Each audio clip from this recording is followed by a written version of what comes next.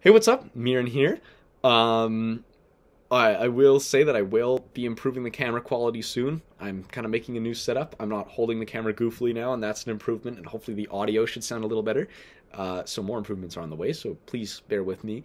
But I just watched Monty Python and the Holy Grail, released in 1975, starring John Cleese, Graham Chapman, Terry Gilliam, Eric Idle, Michael Palin, Terry Jones, and Carol Cleveland, directed by Gilliam and Terry Jones.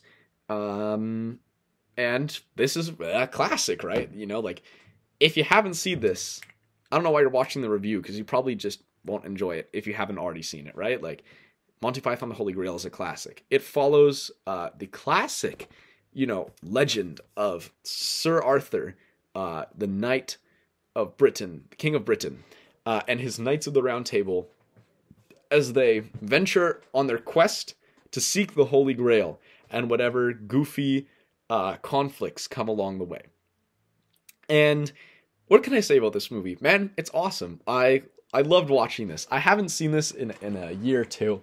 And I remember the last time I watched it, I guess I was in a bad mood because I wasn't bursting out laughing constantly, but this time I was. It's such a fun watch, and it's such a type of comedy and a type of movie that I don't think we'll ever see again for the rest of history, and that made me sad.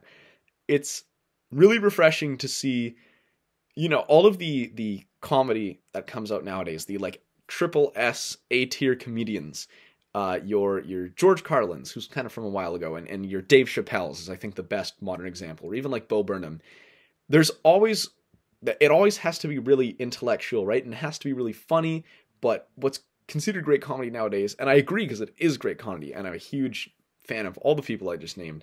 I think they're beyond genius. Is it's always very complicated and always has a message and always has to accomplish something on a very kind of deep, clever social and cultural level.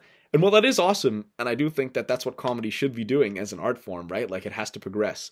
It is so cool to see really, really clever people get together and make jokes that are just funny because they're goofy. And that's it. And they're just goofy in really creative and unexpected and hilarious ways. And that's why it's comedy, right?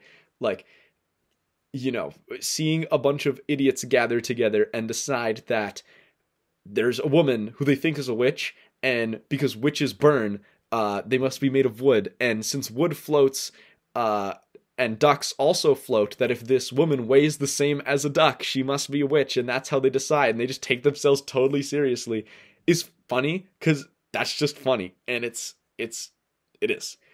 And that's what this movie is. It's hilarious.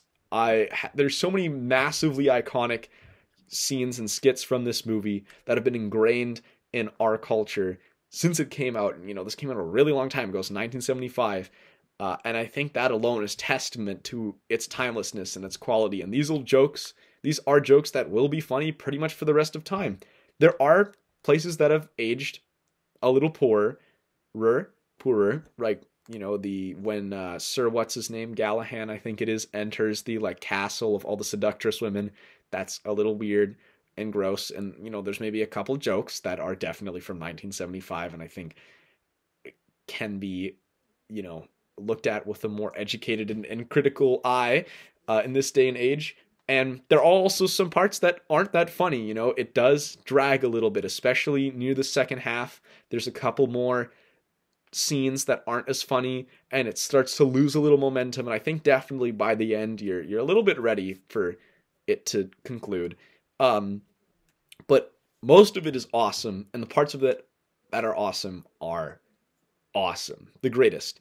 I think, kind of contrary to what I just said, though, in another light, is even though I think none of this, the intention of this comedy is to be inherently political in any way, as someone who's a big fan of old English mythology, and sort of Northern European and European mythology, it's a little weird sometimes because in the back of my head, all of these myths are about being ethical, right? Like if you look, I just reviewed Sir Gawain and the Green Knight, and things, Shakespeare, and other sort of Arthurian legends and mythology and stuff. All of it's based around like ethics, and this is the right thing to do.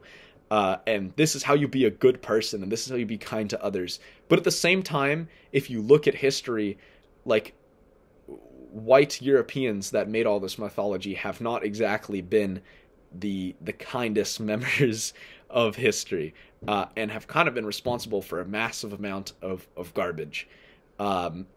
So in a way, watching this movie ridicule those myths, and have Arthur, King of the Britons, be walking around announcing himself and no one knows who he is, and nobody knows that they even are the Britons, and then give him a lecture on how the like classist system that he has created is the most horrible thing ever, and they should resort to like a transitioning leader commune, is really fun and hilarious, and also I think an interesting commentary in a way it's not supposed to be, and it's definitely refreshing to see, and it's something that kind of calls itself out, and I really like that. So overall, man, it's Monty Python and the Holy Grail. It's hysterical. I love, okay, for some reason, some of the music in this movie is really awesome, and I think that's overall something that's impressive. This movie was made for $400,000, which is ridiculous. I don't think I've seen a movie with a lower budget. In 2021, that equates to, in US dollars, that's also US dollars, but this in US dollars would be $2 million, which is literally nothing. Like, why even have a budget at that point in cinema? Like, that's so little, and it's really inspiring to me to see, like, okay, look, if you just buy, like, miniatures from a Dungeons & Dragons store, and you can't afford horses, so you just make it a joke in your movie that the knights pretend they're riding horses, and there's a guy behind him holding coconuts, you can still make a movie. And that's just really inspiring to see. It's so cool to see a bunch of guys who are talented and funny get together and make something that's funny just because they're funny, and they don't have, you know, they're not worried about, oh, can we have like the best camera and the most artsy cinematography and whatever, right? Like, the people who directed this movie had never directed a movie before, and that's awesome. Monty Python and the Holy Grail, it's a classic, man. A well-deserved 8.5, 8.6 out of 10. I love it, man. Like, go, if you haven't seen it and you like things that are funny, go check it out. It's a real classic. Bye!